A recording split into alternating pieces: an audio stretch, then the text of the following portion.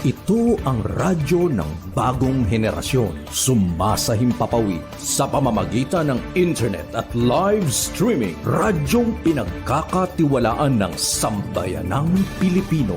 Mula noon hanggang ngayon, maghahatid ng pinakasariwang mga balita sa loob at labas ng bansa. Tatalakayin ng mga isyu ng bayan. Magbibigay ng public service at makikipagkwentuhan sa mga sikat.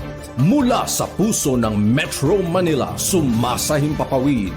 Live ang DZGG, ang radyo ng bagong henerasyon. DZGG is a proud member of the Philippine Online Broadcasters Association. Mga masugid naming tagapakinig at taga-subaybay, matutunghayan at mapapakinggan natin ang programang pinamagatang Mga Lihim na Kalatas tuwing linggo ng gabi. Layunin ng Lihim na Kalatas ay makapagbahagi ng mga kwento ng buhay ng bawat tao at makapagbigay ng inspirasyon. Maaari kayong magbigay ng mga reaksyon, kuro-kuro o suwestyon. Tulungan natin ang mga nagbahagi ng kanilang mahalagang kwento o istorya na magkaroon ng katahimikan at masagot kahit papaano ang mga katanungan sa kanilang isipay gumugulo. Maaari tayong makatulong sa pamamagitan ng inyong boses at komento. At ito ay pangungunahan ng ating tagapagsalaysay na si Miss Tani Capiral. Atin siyang makakasama tuwing araw ng linggo sa ganap na alas 8 ng gabi. Subaybayan at pakinggan natin ang mga kwento ng buhay at sa inyo ng DZGG. Inyo ito, dito, kayo ang bida. Sa programang katululutan ng palaman, upos na nagagawan, pagpapalako at mamamahal sa barangay. Ang programang barangay ay pinalahan ng mga proyekto at pagpapagawa ng mga bagong programa sa barangay. Makikilala din dito ang mga opisyal na naglingkod at naghahangad magserbisyo sa barangay. Halika kayo, mga kabarangay, manood at kilatisin natin ang ating mga opisyal ng barangay. Samahan sina Rolly Bonyon at Boyet Guillermo sa kanilang isang oras na programa mula ika-11 ng umaga hanggang ika-12 ng tanghali, tuwing Lunes hanggang Biyernes. Barangay Action! Narito na ang mga pinagpipintagang host ng programa. Balitang Pilipinas Worldwide! Programang siksik sa balita, komentaryo at serbisyo publiko. Ang mga balita ay tatalakay ni Boyet Guillermo, magbibigay ng puro-puro at paglilinaw sa likod ng mga balita na nagmumula sa sikat na tao. Sa bahagi ng Balitang Pilipinas Worldwide, hindi mawawala ang serbisyo publiko para sa mga kababayan na nangangailangan ng tulong. Balitang Pilipinas Worldwide! Narito ang pagkakit balita si Boyet Guillermo.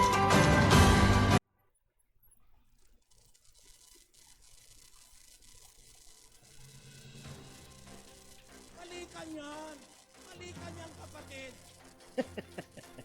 Binigla mo naman kasi ako eh. Binigla nyo naman po kasi ako.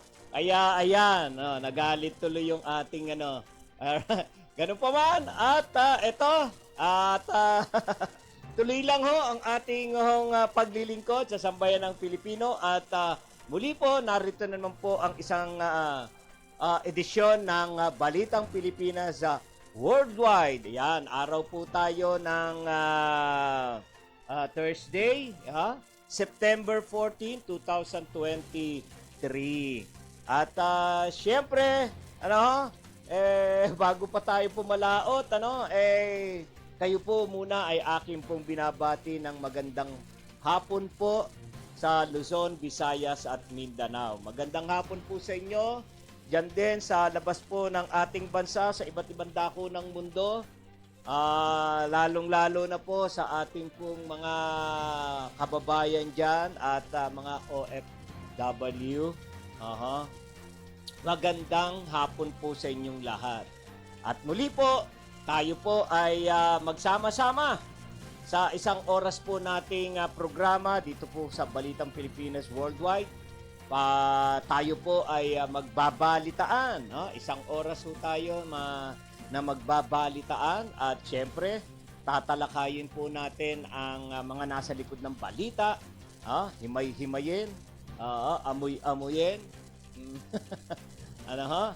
Yan ang gagawin po natin. At syempre, ang serbisyo publiko, ang public service, hindi po mawawala. Ano po? Ayan, 14, September 14. At kamusta na kaya itong araw na ito? Walang nagpaparamdam na kung sino yung may birthday ng September 14. Ganun pa man, sino man kayo, saan man kayo naroon, happy birthday sa mga nagdiriwang ng birthday ngayong September 14. Nung mga nakaraang araw, ayan, marami. Oo, maraming nagdiwang ng kanilang birthday. Belated happy birthday naman sa inyo. Ayan. Alright. Okay. So, kamusta? Kamusta po ang ating pong maghapon? Ha? Maganda ba? Maganda ba ang ating pong maghapon?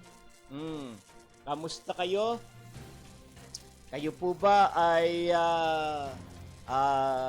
sa mga panahon na ito, medyo talagang hindi ho natin hindi ho natin talaga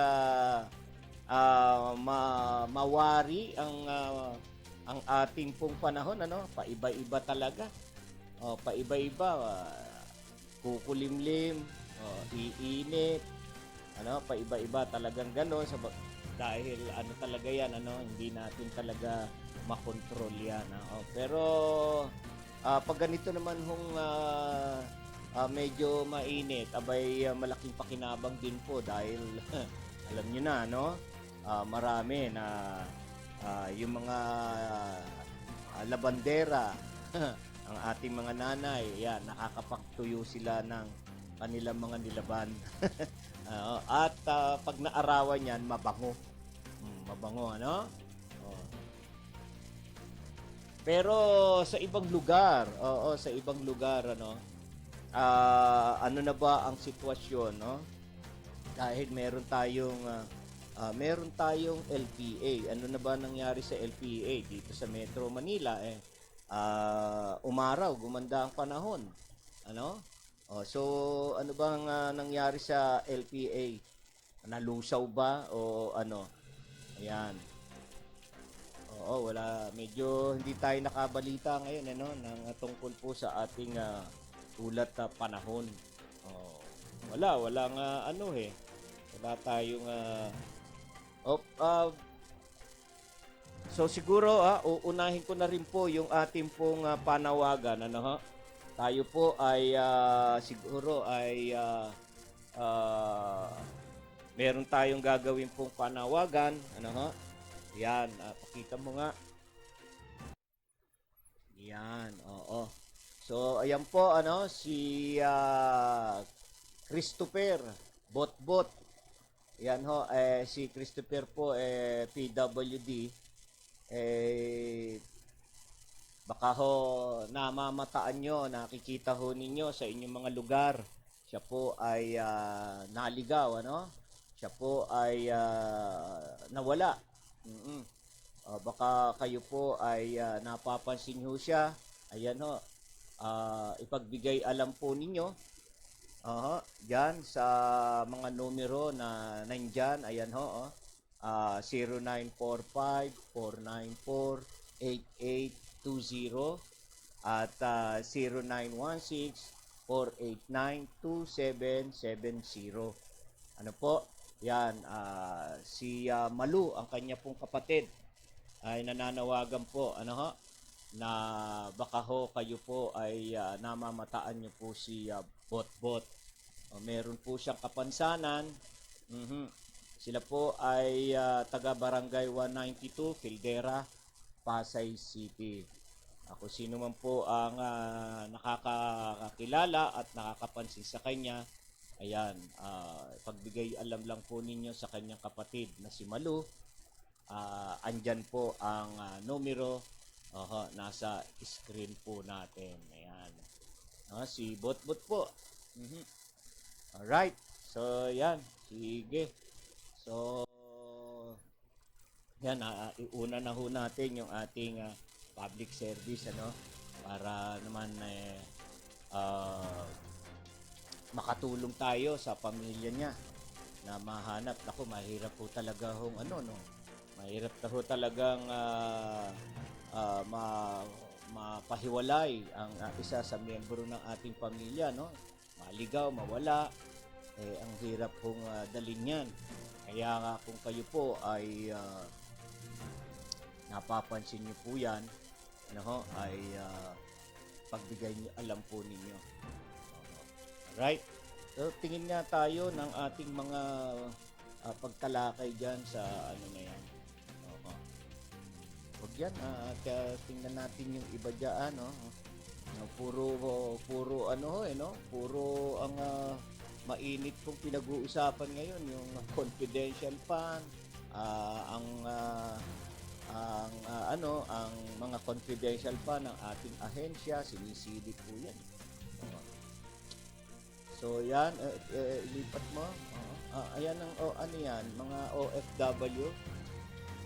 Yan, may kinumpirma po ng Philippine Embassy sa Tripoli na nailikas na sa mas mataas na bahagi ng mga ospital ang mga Filipino nurses sa Libya na naapektuhan ng malakas na bagyong tumama sa Libya.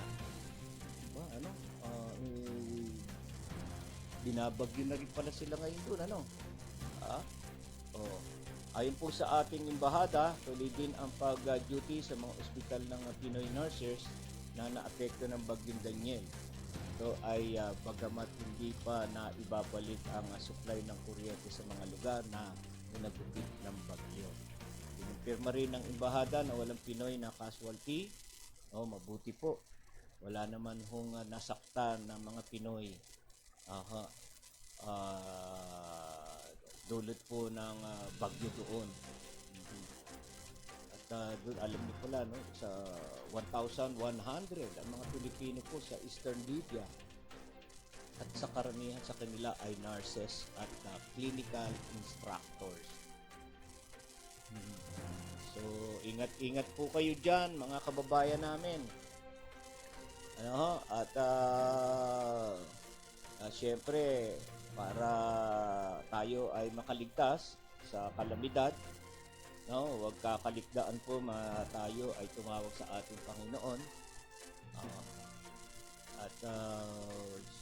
Yun lamang talaga ang makakatulong sa atin kapag ganyang tayo ay dumaranas ng mga pagsubok. So, ingat-ingat at pray lang po, mga kababayan namin yan sa Libya. Alright, so dapat tayo sa ibang pag-usapan na ayan. So kumpirmado po ng Department of Transportation may 4 na kumpanya po na interesado sa rehabilitation po ng NAIA. Ayan na ho yung ating tinatalakay nga po din kahapon. Tuloy-tuloy po yung pagsisipribado ng Ninoy Aquino International Airport. At mahigit 1,000, no? Mahigit 1,000, 1,300 do yata yung mga empleyado diyan na tumututol. Tumututol po sila sapagkat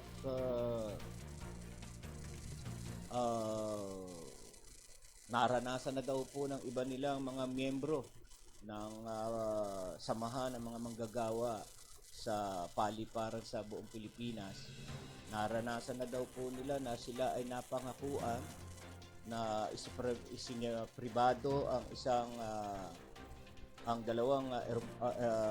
dalawang paliparan natin, ang Mactan at saka ang Clark. ay napangakuan lang daw na magandang benepisyo, subalit ayun, hindi ho na ibigay. Hindi ho natupad ang mga benepisyo, bagkus sila ho ay nananatili ng mga ano na ho, contractual. Oh. Kasi pag ganun mangyayari talaga diyan, iba na ang management. Abay lahat ng empleyado diyan kumbaga sa tapos na yung yung tawag dito, yung haba ng kanilang paninilbihan, parang magsisimula na muli sila sapagkat iba na yung management. Kaya yan na lang ho, ganun na lamang po ang pagtutol ng mga manggagawa diyan sa ating pong paliparan.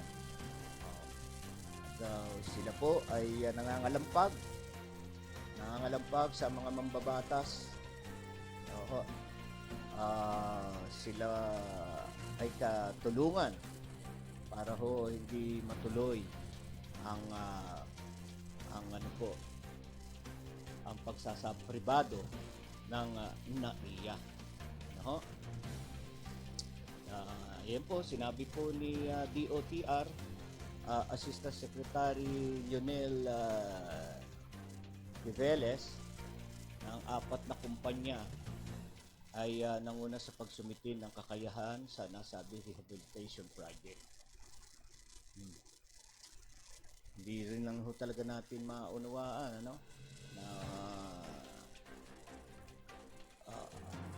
ang layo ang pakay po ng rehabilitation. Yung rehabilitation ba, hindi ba kaya ng ating pamahalaan? Hindi ba kaya ng ating pamahalaan na i-rehab ang ating paliparan? Tayo po ay magkakaroon naman tayo ng mga budget. Kulang? Sasabi ba natin kulang? Bakit hindi ho natin sapat maging sapat ang mga pondo kung yan ay talaga hong tayo po ay napag-iiwanan napag-iiwanan po sa modernisasyon yung ating yung ating pong paliparan.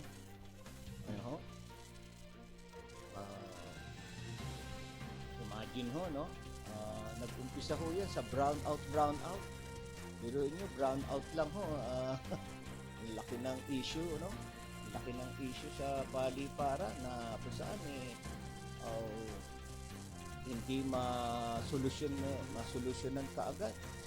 At diyan na nagsimula yung yung kesa nila nga bumagsak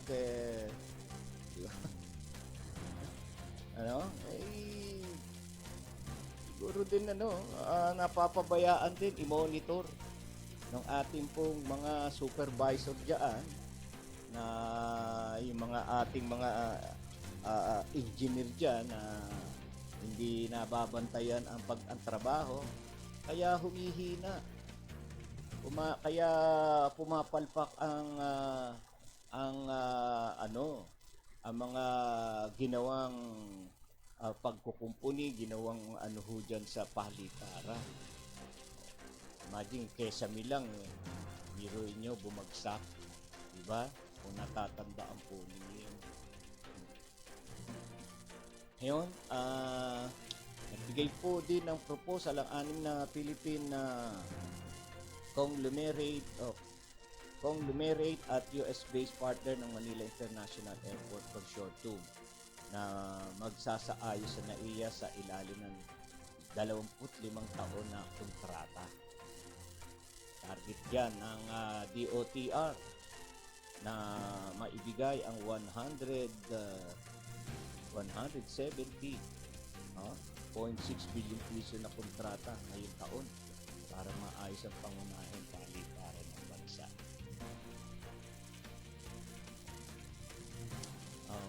nakakalungkot lang po, ano, kasi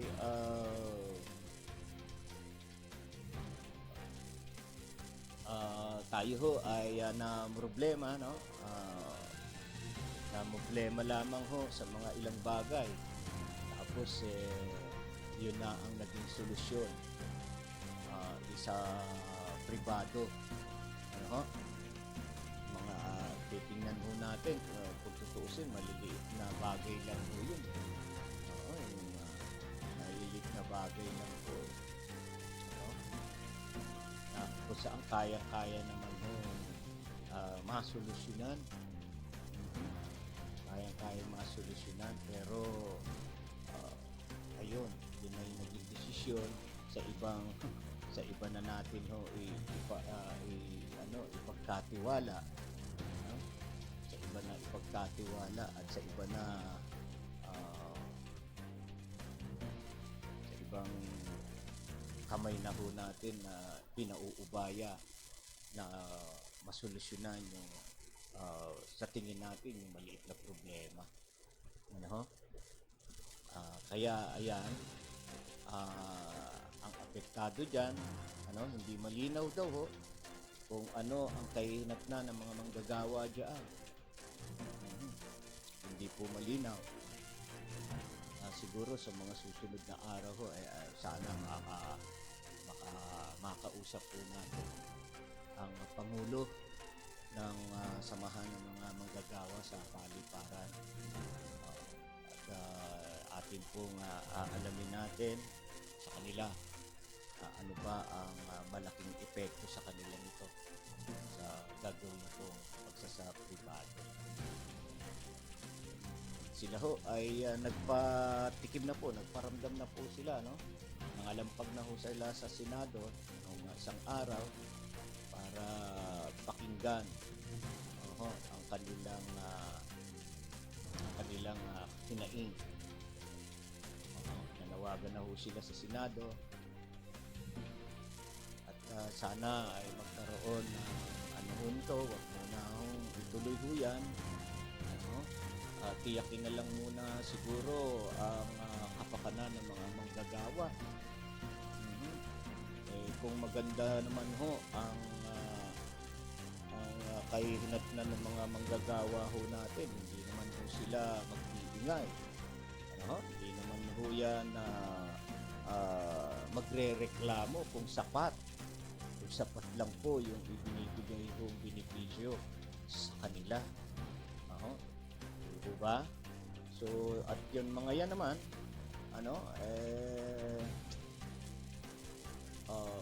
siguro maliliit na bagay lang din po yung nila, yung kanilang mga hinaing.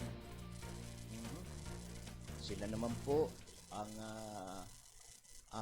naghihirap, at ipinapakita naman yung kanilang pagiging masipag na empleyado dyan sa NAIA, at nang dahil din po sila sa kanila ay ang ating po mga paliparan ay nagkaroon naman din ho ng pag-unlad. Nagkaroon din ho naman ng maayos na serbisyo rin sa tulong din po ng mga empleyado. Lamang ho ay talagang hindi natin maiiwasan na mayroon talagang lalabas ng mga problema sa ating pamamahala, sa ating pong pinamamahalaan. Alright. So, sana ay mabigyan ho ng pansin ng kinakaukulang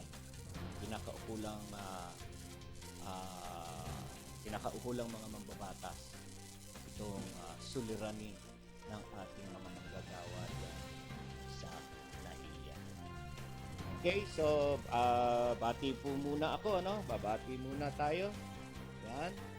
Bago tayo tumuloy sa iba pang pagtatalakay. Alright, si Mileng, ayan, nauna natin. Oy, happy birthday po, God bless. Salamat, Mileng. Si Mileng Kasong Dumandante. Ngayon lang bumati. Okay lang yan.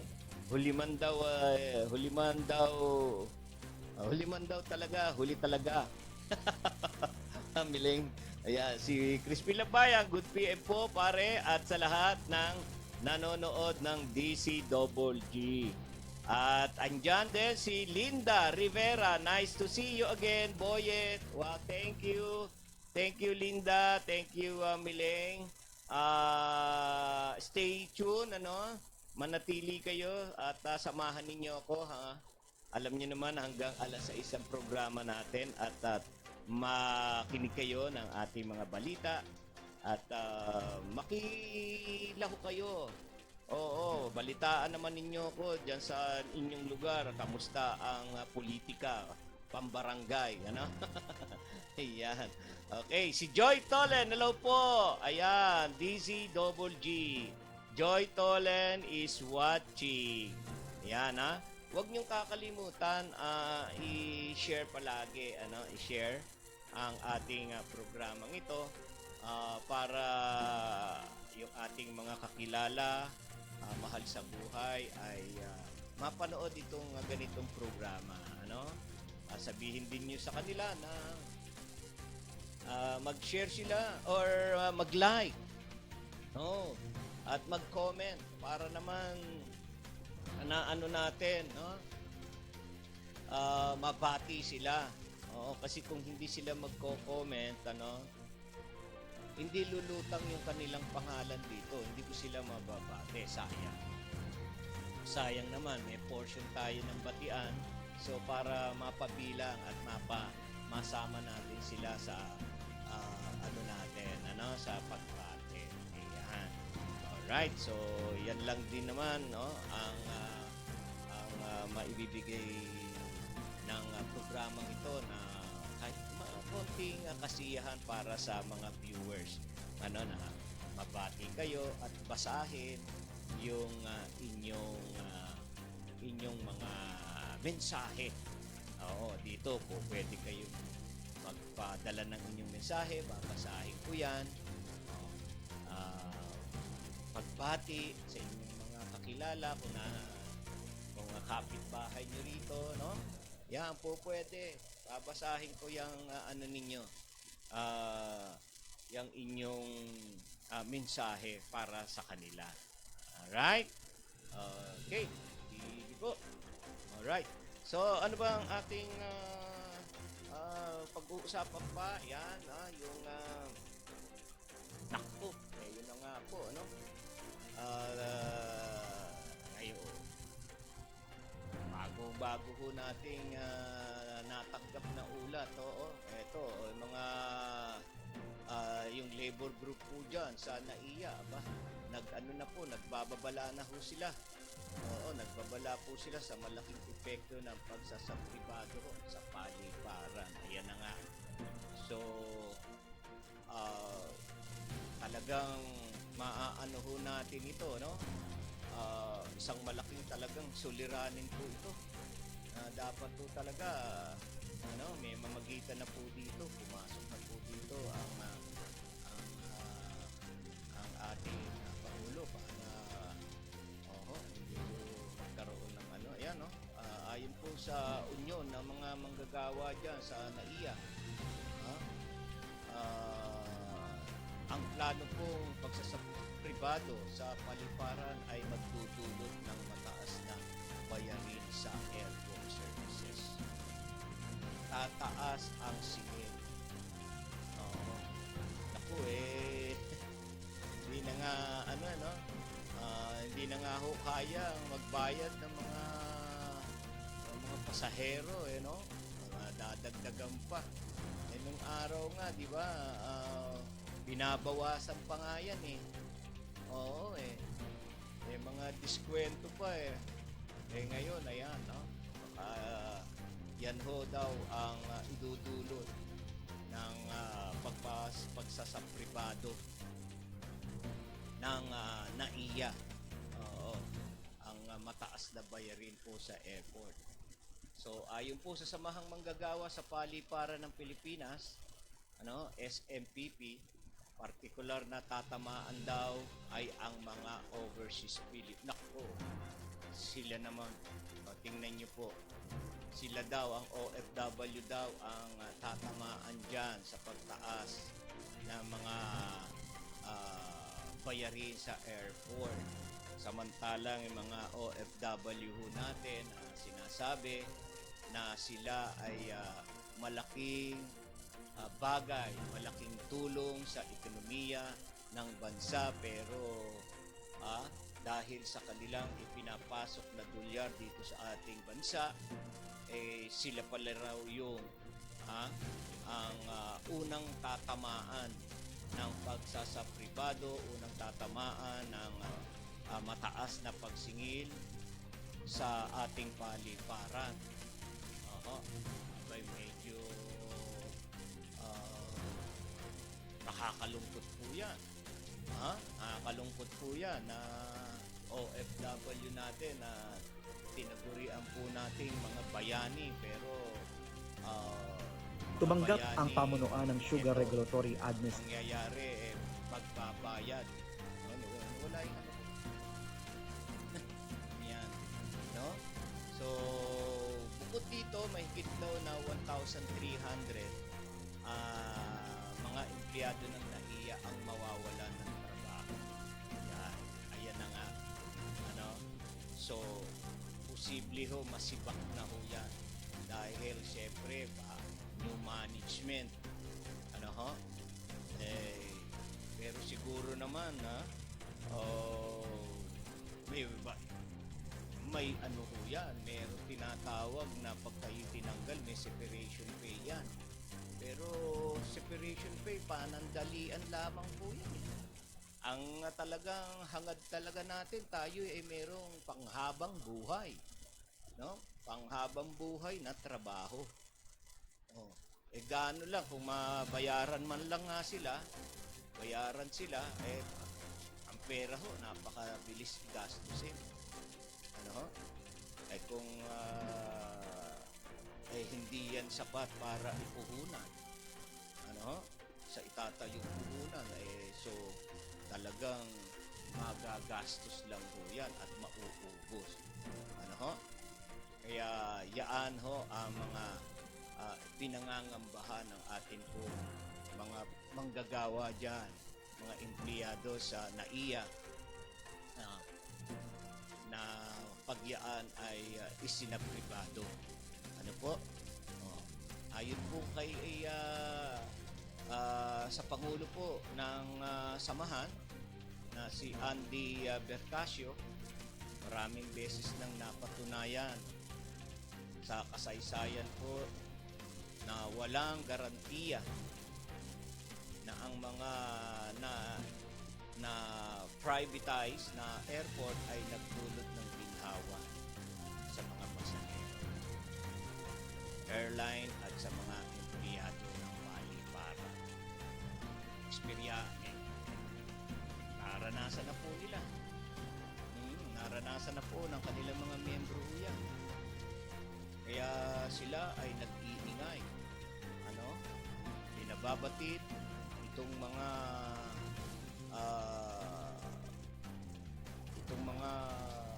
pinangangambahan nila na mangyayari, sa kalagayan nila bilang mga manggagawa. So, dapat din nilang tingnan ng Senado ang paghahabol ng transportation o transportation department sa timeline o minamadaling pagsasapribado. Oo nga, no? Bakit ba minamadali yan? Minamadali. Dapat nagkaroon ng mga konsultasyon or dialogo. At sa dialogo na yan, nakumbinsi at nagkasundo. Merong mga para wala hong tututol, walang haharang, walang pipigil. So siguro napakaganda yung mga ganon na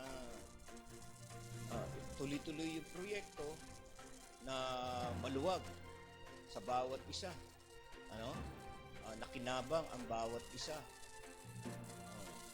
mga panig na kinabang. Walang naargabyado. Ano? Lahat ay masaya para sa gagawin pong pagsaspribado ng NAIA. Diba? So, kung ganyan na may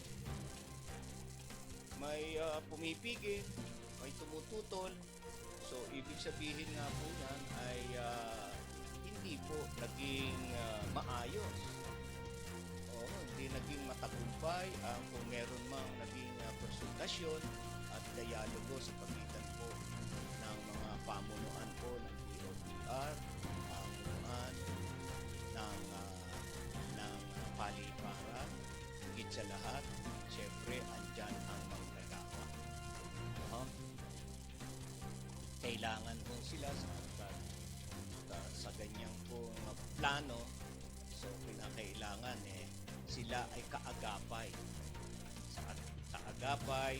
sa kung anumang planong pagpapaganda sa ating paliparan na hindi naman sila maaargabyado.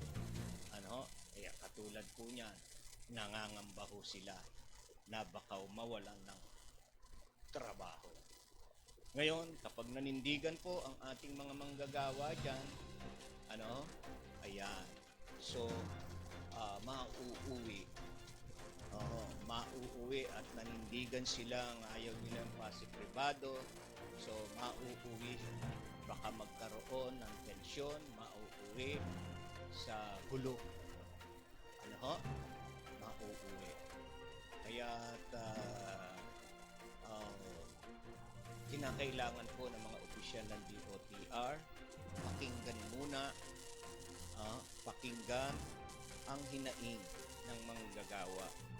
Huwag po ninyo silang baliwalain para maging smooth ang plano. Maging smooth. Maluwag sa lahat, maluwag sa loob sa lahat. Ma-concern dyan sa paliparan. Di po ba?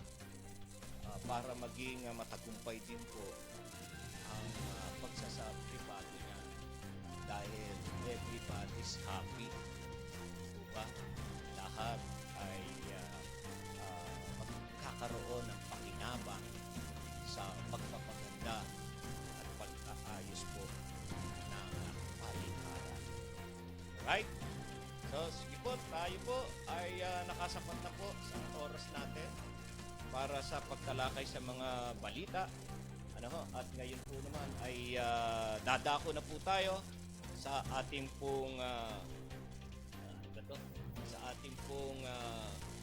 ulo ng balita.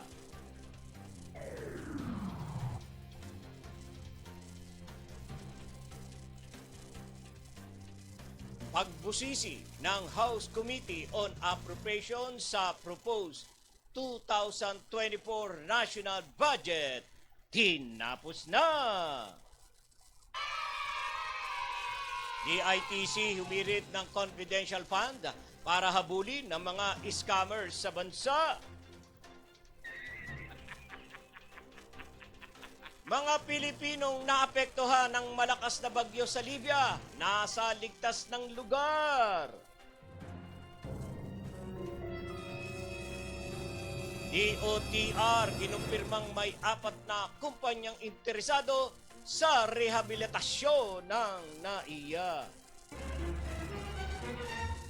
NAIA Labor Groups nagbabala sa malaking epekto ng pagsasapribado sa paliparan.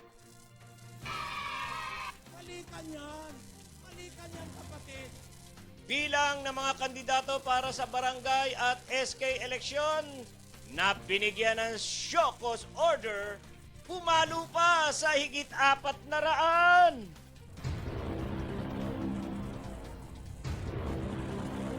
Department of Labor and Employment, ililibre sa COMELEC spending ban.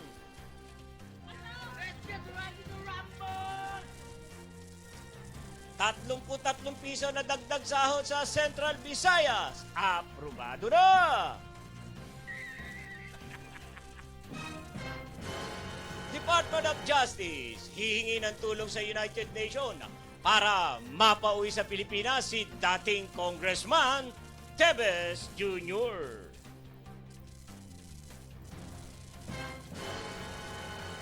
Mga onion smugglers nakatak ng kasuhan ng DOJ.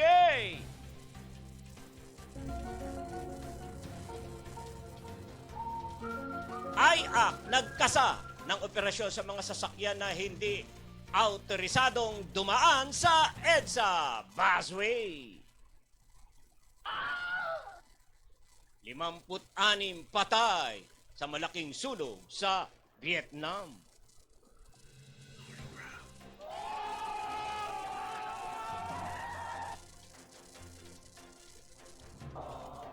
Pagbusisi ng House Committee, okay na ba yun? Tinapos na ng House Committee on Appropriation ng budget briefing kaugnay sa panukalang pondo ng mga ahensya at tanggapan ng gobyerno na nakapaloob sa proposed 2024 General Appropriation Act o GAA. Ayon sa chairman ng komite na si Ako Bicol Party List, Representative Elizalde Co, naging matagumpay, transparent at malaliman ang kanilang pagtalakay sa budget sa layuning matiyak na makikinabang dito ang lahat ng sektor at matutugunan ng mga pribado o prioridad ng bansa. Nagpasalamat naman si Representative Ko sa mga kasamahang mambabatas na naging matyaga sa paghimay sa budget sa hangaring matiyak na maisusulong ito ang pambansang kaunlaran at kapakanan ng mamamayang Pilipino. Target ng Kamara na sa susunod na linggo ay masimula na sa plenaryo ang deliberasyon sa panukalang pambansang pondo sa susunod na taon. Tiniyak ni Ko na maipapasa nila sa itinakdang panahon ang 2024 GAA na hamalaga sa pagsasakatuparan ng mga proyekto at programa ng gobyerno. DZGG. Humirit ng confidential fund ang Department of Information and Communication and Technology o DICT na gagamitin para habulin daw ang mga scammer sa bansa. Ito ang sinabi ni DISC Secretary John Ivan Uy sa press briefing sa Malacanang kasunod ng pagpuna ng mga kritiko sa hinihingi nilang 300 milyong pisong halaga ng Confidential Intelligence Funds para sa susunod na taon. Sinabi ni Uy, gagamitin ang pondo upang makapagsagawa ng intelligence at investigation laban sa mga cyber criminal. Base sa dokumento ng Department of Budget or DBM, ang Confidential at Intelligence Fund na iminungkahi para sa susunod na taon ay nagkakahalaga ng kabuang 10.142 bilyong piso. DZGG. Kinumpirma ng Philippine Embassy sa Tripoli na nailikas na sa mas mataas na bahagi ng mga ospital ang Filipino nurses sa Libya na naapektuhan ng malakas na bagyong tumama sa Libya. Ayon sa embahada, tuloy din ang pag-duty sa mga ospital ng Pinoy nurses na naapektuhan ng bagyong Daniel. Ito ay bagamat hindi pa naibabalik ang supply ng kuryente sa mga lugar na hinagupit ng bagyo. Kinumpirma rin ng embahada na walang Pinoy na casualty sa bagyo sa Libya. Sa ngayon, 1,100 ang mga Pilipino sa Eastern Libya at karamihan sa kanila ay nurses at clinical instructors. Patuloy naman ang pag-monitor ng Philippine Embassy sa mga apektadong overseas Filipino workers or OFW. DZGG. Kinumpirma ng Department of Transportation na mayroong 4 na kumpanya ang na maaaring manguna sa pagsasaayos ng Ninoy Aquino International Airport o NAIA. Sinabi ni DOTR Assistant Secretary Lionel De Velez na ang mga 4 na kumpanya ay nanguna sa pagsumite ng kakayahan sa nasabing rehabilitasyon na project. Nagbigay din ng proposal ang 6 na Philippine conglomerate at US-based partners ng Manila International Airport Consortium na magsasaayos sa NAIA sa ilalim ng 25 taon na kontrata. Target ng DOTR na maibigay ang 170.6 billion piso na kontrata ngayong taon para maayos ang pangunahing paliparan ng bansa. DZWG. Nagbabala ang unyo ng mga manggagawa ng Ninoy Aquino International Airport o NAIA na ang planong pribado sa paliparan ay magdudulot ng mataas na bayarin sa airport services. Ayon sa Samahang Manggagawa sa Paliparan ng Pilipinas, SMPP, partikular na tatamaan nito ang Overseas Filipino Workers or OFWs. Bukod dito, mahigit 100 o 1,000, 300 nilang mga empleyado ng NAIA ang mawawalan ng trabaho. Ayon kay SMPP President Andy Bercasio, maraming beses nang napatunayan sa kasaysayan na walang garantiya na ang mga na-private na airport ay nagdulot ng ginhawa sa mga pasahero, airlines at sa mga empleyado ng paliparan. Dapat din nilang tignan ng Senado ang paghahabol ng Transportation Department sa timeline o ang minamadaling pagsasabirado sa NAIA. DZWG. Pumalo pa sa 403 ang mga kandidato para sa Barangay at Sangguniang Kabataan Eleksyon o BSKE. Ang pinadalhan ng mga show cause order ng Commission on Election o COMELEC sa COMELEC press briefing. Sinabi ni COMELEC Director Nick Mondros na ang mga kandidato ay nakitaan ng premature campaigning at pamimigay ng mga groceries matapos maghain ng kanilang mga Certificate of Candidacy or COC. Ayon kay Mondros, hanggang sa ngayon ay wala pang sumasagot sa kanilang mga show cause order at kung hindi makakapaghain ng kanilang sagot, ang mga pinadalhan ay agad nilang ilalabas ang disqualification laban sa mga ito. Samantala, ngayong araw ay binuo ng full body ang task force kontra EPAL laban sa mga abusadong mga kandidato.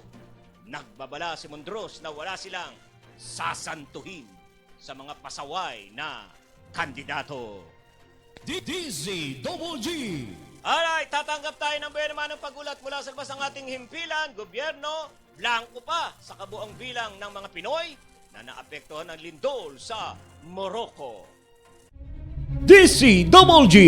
Patrol Report. Si Sara May Laureño ang buwan naman ng magbabalita. Sige nga Sara, sa detalye.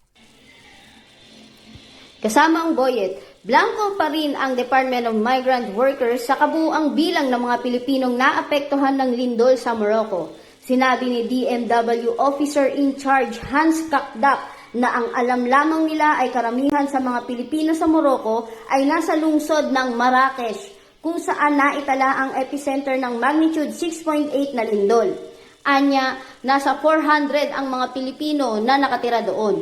Tiniyak din ni Kakdak na patuloy silang nakatutok sa update mula sa mga otoridad, gayon din ang Department of Foreign Affairs. Nauna nang inulat ng Philippine Embassy sa Morocco na 400 ang Pinoy ang nakatira sa nasabing bansa at walang Pinoy na nasaktan o namatay sa malakas na lindol doon. Ako si Sara May Laureño nag-uulat para sa DZWG. Inyo ito, dito kayo ang bida. Alright, maraming salamat, Sara May Laureño.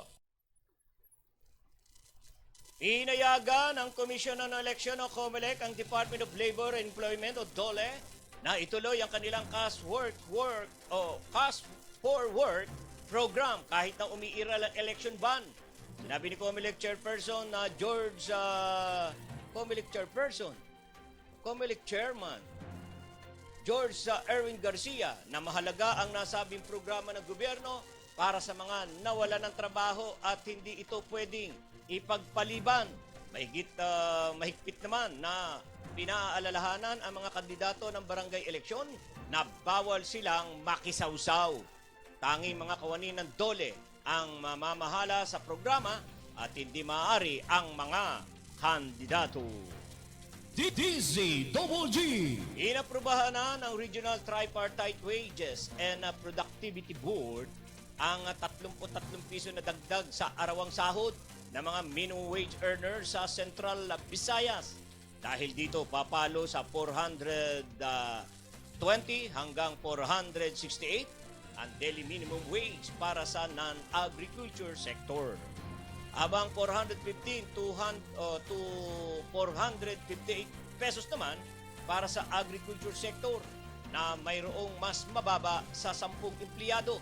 Epektibo ang naturang aumento sa sahod simula sa October 1, 2023. Ayon sa Department of Labor and Employment o DOLE, ang wage order ay isinumite sa National Wages and Productivity Commission o NWPC at pinagtibay noong September 12. DDZ-Double-G.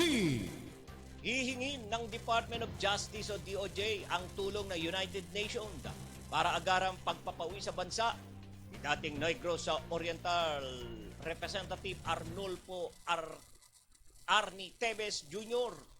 Plano ng DOJ na sulatan ng United Nations para manawagan sa mga bansa at tuluyang maupauwi si Tevez. Naniniwala si Justice Secretary Jesus Crispin Remulla na nananatiling nasa Southeast Asia si Tevez Jr. at nagtatago. Sinabi ng kalihim na protektado ito ng mga local warlords sa bansang kinaroroonan niya. Kaya malakas ang loob nito.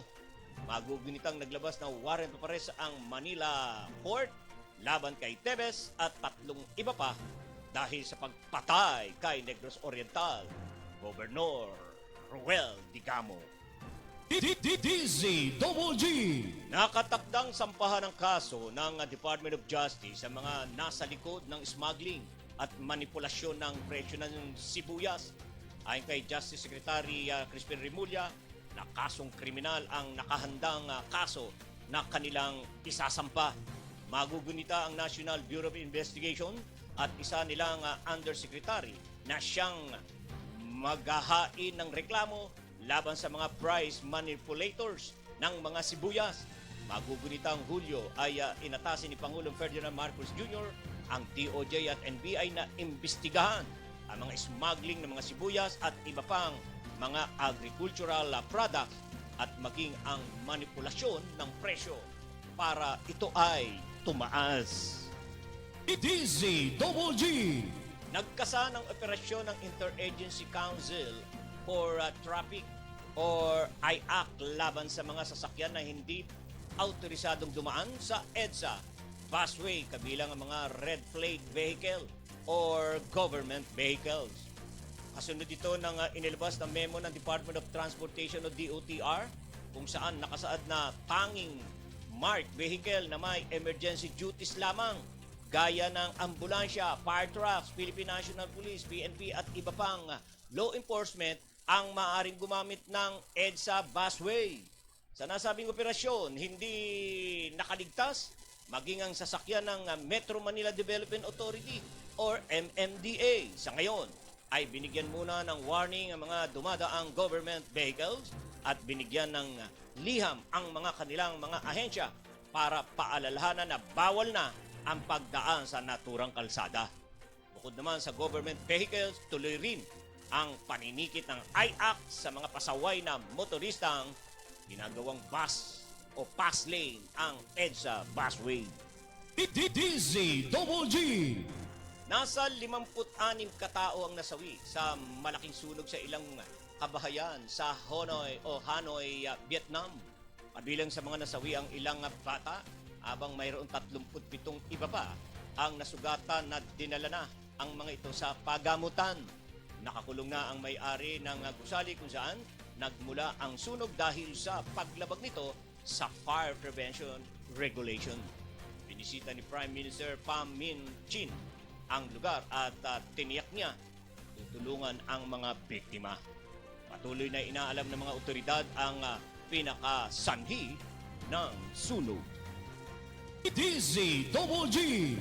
Alright, tatanggap tayo ng pag-uulat mula sa labas ng ating bansa. Japan, nagkaloob sa Pilipinas ng mga farm machineries. DCWG Patrol Report! Si Dans Guillermo magbabalita. Sige nga, Dan, sa detalye. Tumanggap ang pamunuan ng Sugar Regulatory Administration o SRA ng mga tractor units at iba pang mga kagamitang makinarya para sa pagsasaka. Kabilang dito ang nasa 80 mga tractor units, 48 units ng sugarcane planter, at 48 units ng mga makinaryang magagamit na panlinis sa mga plantasyon. Ayon kay SRA Head Pablo Azcuna, ito ay bilang suporta sa Sugarcane Industry Farm Mechanization Program na pinondohan ng kabuang 314 million sa ilalim ng Japan Non-Project Grant Aid. Magagamit aniya ang mga ito ng mga sugarcane farmers lalo ngayong nagsimula na ang milling season. Nasa 51 tractor units ang ide-deploy sa sugarcane areas sa Visayas, kabilang ang Negros Occidental, Negros Oriental, Iloilo, Leyte, Cebu at Capiz. 15 dito ay ibibigay sa mga sugarcane farmers sa Luzon, habang 14 naman sa Mindanao.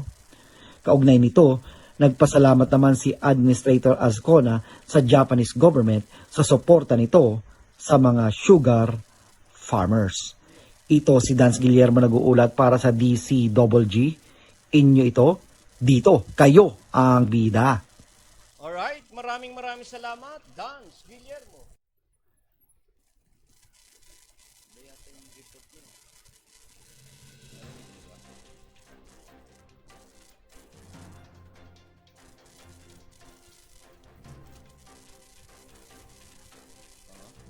Tingnan mo yung title, saka dyan sa report niya.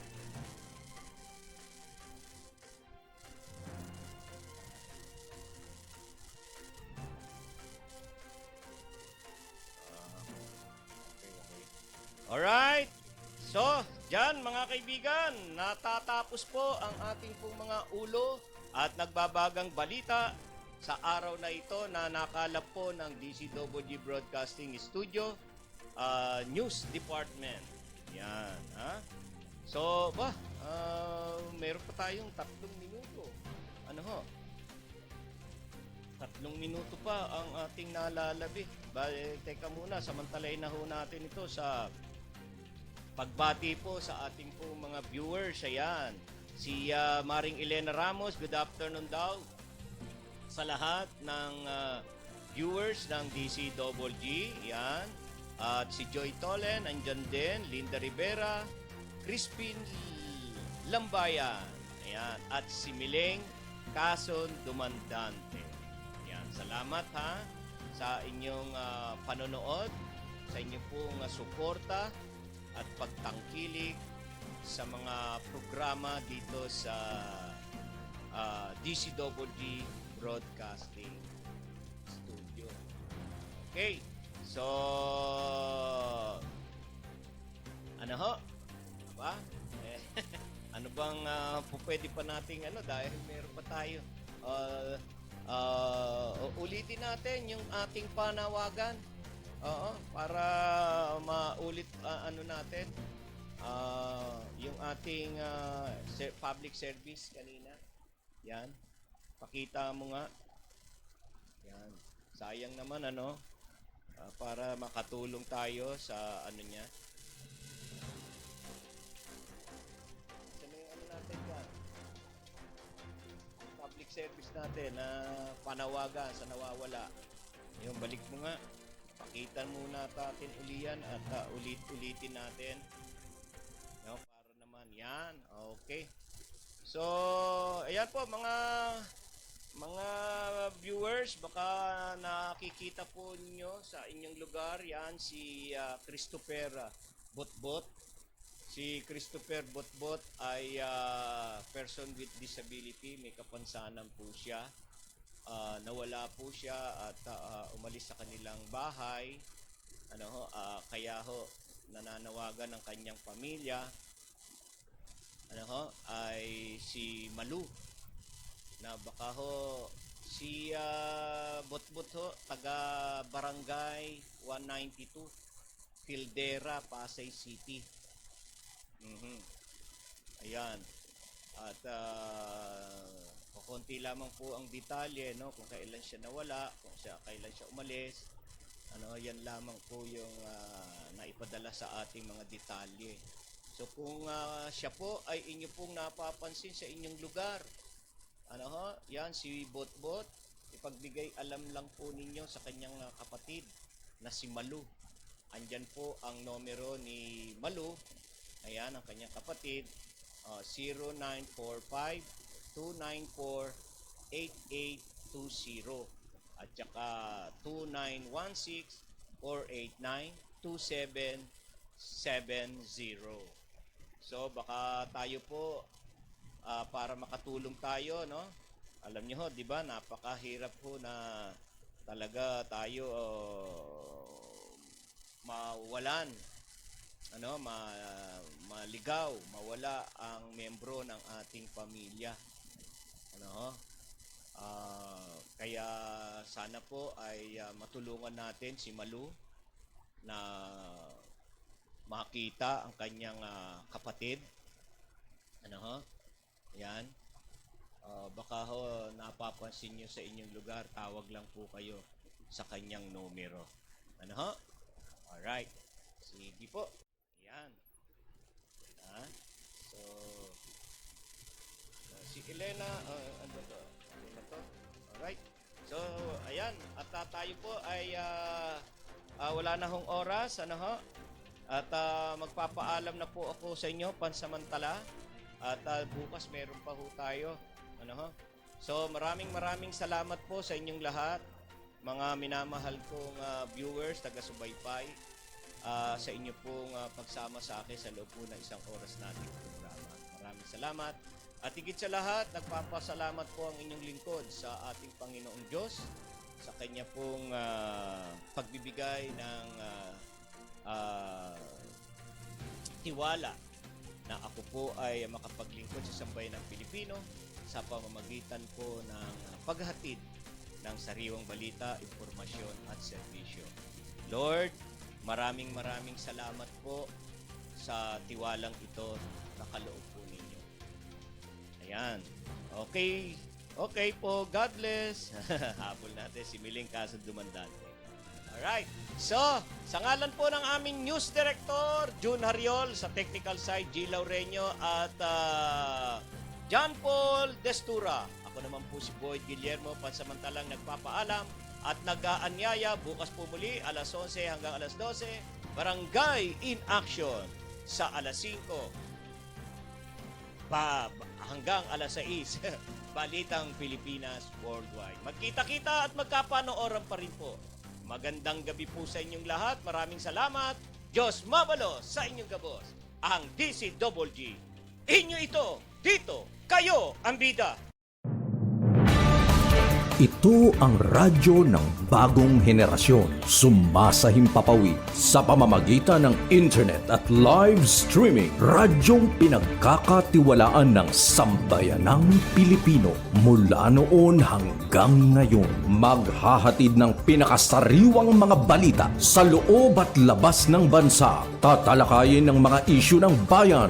Magbibigay ng public service at makikipagkwentuhan sa mga sikat.